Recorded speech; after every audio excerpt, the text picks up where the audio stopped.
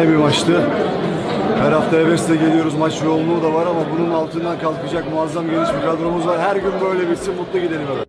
Merhaba arkadaşlar, yepyeni haberlerle karşınızdayız.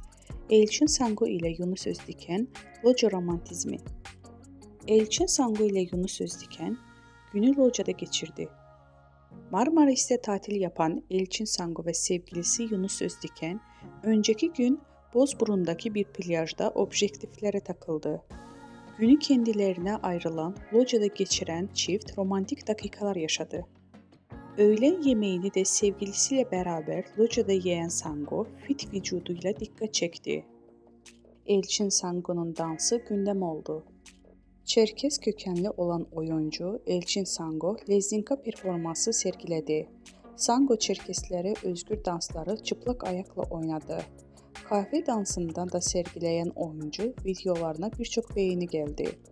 Elçin Sangu'nun hayranları "zarafet akıyor, çok güzel dans" gibi övgü dolu yorumlar yaptılar.